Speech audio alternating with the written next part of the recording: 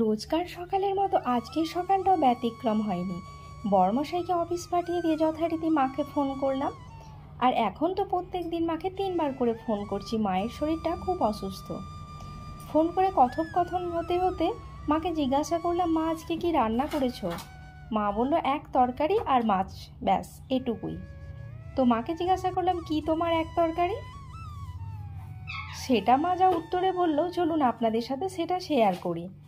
আমি কাজল, blog by কাজলের নতুন একটি ব্লগে বড়দের প্রণাম জানাই আর ছোটদের স্নেহ ভরা ভালোবাসা। চলুন আমি আমার বরমশাইয়ের খাবারটা করতে করতেই আপনাদের সাথে সেই মায়ের এক তরকারিটা বর্ণনা করি। মা বলল, সব সবজি দিয়ে নিরামিষ ঝোল করেছি, যেটা আমি আর প্রমা খাবো। হ্যাঁ, বাই দ্য ওয়ে, প্রমা হলো আমার ভাইয়ের স্ত্রী। তারপরে বলল, আমার এক ভাইজি আছে ছোট্ট, ওর নাম মন কি দিয়ে খাবে, তাই মনের জন্য একটু মাছ ভাজা আর আলু ভাজা বানিয়েছি। ভাইয়ের একটা ছোট্ট ছেলে আছে, ওর নাম ইভান, ওর বয়স 1 বছর। ইভানের জন্য বানিয়েছে মা খিচুড়ি। তারপরে মা বলল, ভাই অফিস যাবে, নিরামিষ খাবারটা কি করে নিয়ে যাবে, তাই ভাইয়ের জন্য বানিয়েছে মাছের ঝোল। আবার বাপি ঝোল খায় না, ডাল খায়, তাই বাপির জন্য ডাল বানিয়েছে। মা বলল, আমার মুখটা কদিন জ্বর হয়ে ভালো লাগছে না, তাই আমার জন্য একটু শাক ভাজা বানিয়েছি। এই হলো আমার মায়ের এক তরকারি। প্রত্যেক দিনই আমার মায়ের এরকম এক তরকারি হয়। আর কার মায়ের এরকম এক তরকারি হয় বা কে এরকমভাবে এক তরকারি বানান, সেটা অবশ্যই জানাবেন। আমার মায়ের এক তরকারি হলো ঝোল আর শাক ভাজা, আবার বাপির জন্য এক তরকারি হলো ডাল আর মাছের ঝোল, আবার ভাইয়ের জন্য এক তরকারি হলো মাছের ঝোল, ভাইয়ের মেয়ের জন্য মাছ ভাজা আর আলু ভাজা এক তরকারি। আর কথা বলতে বলতে আমার খাদ্যরসিক বরমশাইকে খাবার দিয়ে দিয়েছি। ও প্রত্যেক দিনকার মতো আজকেও বলতে ভুলেনি, এটা কিসের ঘ্যাঁট। ওকে কোনো সবজি রান্না করে দিলি ও বলতে থাকে, এটা কিসের ঘ্যাঁট বানিয়েছো। ওটাও কমন বৈশিষ্ট্য। এটা ছিল আমার রবিবারের ক্লিপটা এত ছোট হয়ে গিয়েছিল যে একটা সিঙ্গেল ক্লিপ দেওয়া যাচ্ছিল না, তাই ওর সাথে সোমবার এটাও জুড়ে দিয়ে একটা বড় ভিডিও বানিয়ে আপনাদের কাছে আমি উপস্থাপন করলাম। ভালো লাগলে অবশ্যই একটা লাইক দিতে ভুলবেন না আর কমেন্ট করে জানাতে ভুলবেন না। আর যদি আমার চ্যানেলে নতুন হয়ে থাকেন, যদি মনে হয় আমাকে একটু সাপোর্ট করবেন, তাহলে অবশ্যই চ্যানেলটি সাবস্ক্রাইব করে পাশে থাকবেন।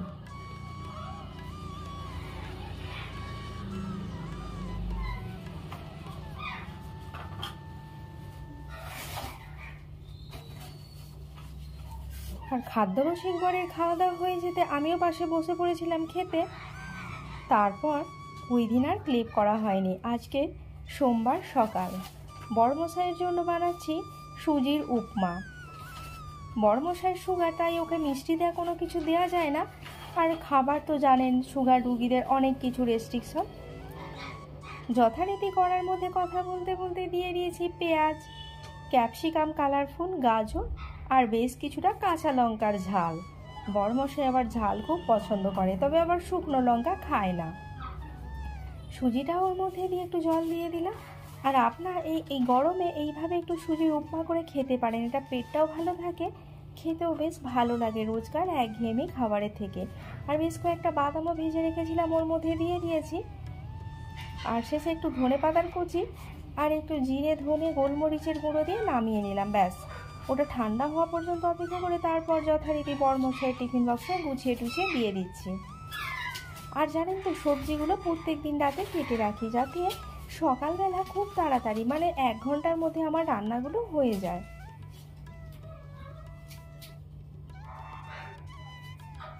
এটা হলো বরের সকালের ব্রেকফাস্টের টিফিন বক্স। এবার দিই লাঞ্চটা। লাঞ্চের জন্য দিয়েছি ডিমের পোচ, 1 বাটি টমেটো ডাল আর ঢ্যাঁড়সের সবজি,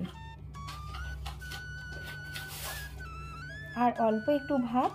আর এই দুটো টিফিন বক্সের একটার মধ্যে দিচ্ছি শশা কুচো আর একটার মধ্যে দিয়েছি টক দই। আজকে জানেন ঘরে কিছু ফল ছিল না, তাই এটাই দিতে হলো।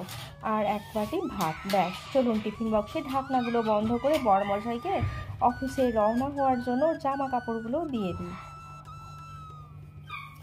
জানেন ছেলেরা এমন কিছু স্ত্রী চায়, সেগুলো একদম ইউনিক, আর কেমন চাই সেগুলো কালকে আপনাদের সাথে শেয়ার করব। আমার বরমশাইয়ের কথায় কেমন মেয়ে হওয়া দরকার জীবনসঙ্গী হিসাবে সেটা আপনাদের কালকে বলবো। আর বরের মশাই টিফিন বক্সগুলো প্যাক করে দিয়ে যথারীতি অফিস চলে যেতে আমি 1 কাপ গরম চা নিয়ে বসে পড়লাম। গরমে গরমে গরম চা। আর এই যে সোনা এখানে ঘুমোচ্ছে, আর মিঠিও ওর সাথে দেখুন এসে গায়ে গা ঠেকিয়ে ঘুমোচ্ছে। দেখুন মিঠি কেমনভাবে ঘুমোচ্ছে। আর মিঠি সারাদিন কি করে চলুন আজকে না হয় আপনাদের সাথে সেটাও শেয়ার করি।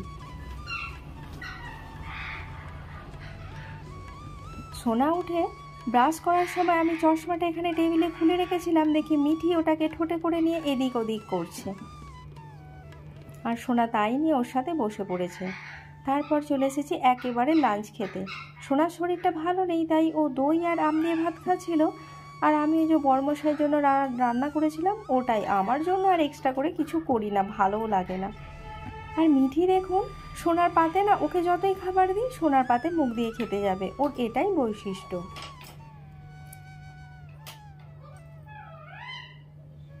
আর এখন যখন আমি ভয়েস দিচ্ছি ও জানেন ওপর থেকে কী যে বলতে থাকে, একটা কথাই বুঝতে পারি সোনা আর মা বলে, বাকি যে কী বলে কিছুই বুঝি না। দুপুরের খাওয়া দাওয়া করে সোনার এনসিইআরটি বইগুলো নেওয়া হয়ে গেছে, আর স্কুলও নেক্সট উইক থেকে চালু হয়ে যাবে, তাই এগুলো আমি মলাট বা কভার যাই বলেন না কেন করতে বসে গিয়েছিলাম। আর মিঠিকে ওর খাঁচার মধ্যে রেখে দিয়েছি, ও জানেন সে খাঁচা ভেঙে ফেলার জোগাড় করছিল, তারপর ওকে যথারীতি বের করে আমার পাশে বসিয়ে দিলাম। ও চুপচাপ বসে বসে দেখছিল, কখনো বা এর মধ্যে ঠোক্কর মারছিল। আর জানেন তো আমি এইভাবে বইগুলোতে মলাট করি। প্রথমে বইটা মেজারমেন্ট করে তার থেকে সব দিকে 2 ইঞ্চি বড় বড় করে রেখে কেটে নিই, নেয়ার পর কাঁচিতে মাপ করে 2 সাইডটা এইভাবে কেটে নিই।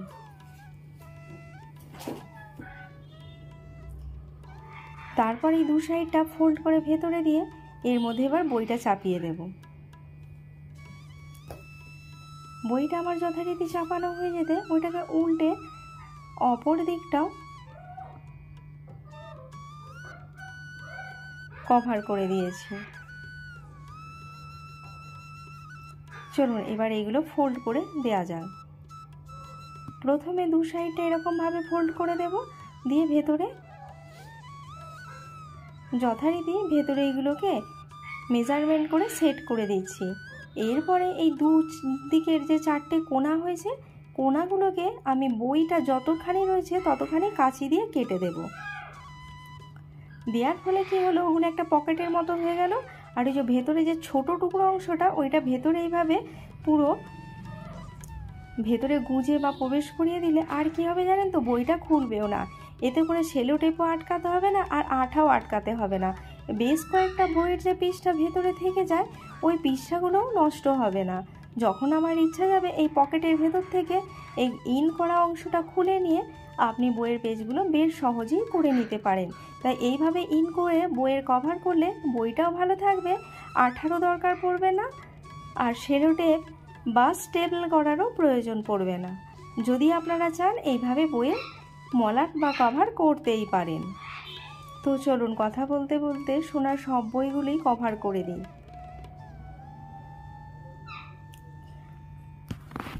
আর দেখুন এগুলো কভার করার পর বালিশের একটা বা কোনো একটা ভারী জিনিস দিয়ে বইগুলো 1-2 ঘন্টা ঢেকে রেখে দিলে এটা বেশ ভালো করে সেটিং হয়ে যায়। চাইলে আপনি হালকা আয়রনও করে দিতে পারেন, তবে আমি বালিশের নিচেই এইভাবে ঢাকা দিয়ে রাখি। আর আমি এই যে সব বইগুলো কভার করতে করতে মিঠি যথারীতি খিদে পেয়ে গেছে, আমার গায়ে ঠোক্কর মারছিল, তারপর ওকে খাবারটাও আমার সামনে দিয়ে দিলাম। তবে জানেন মিঠির একটা ভালো বৈশিষ্ট্য, ও খাবার খুব একটা ছড়িয়ে ছিটিয়ে নষ্ট করে না। তো আজকের মতো বন্ধুরা ভিডিওটি এই পর্যন্তই। ভালো লাগলে আবারও বলছি একটা লাইক শেয়ার কমেন্ট করতে ভুলবেন না। দেখা হবে আগামীকাল অন্য একটি ব্লগ ভিডিও নিয়ে।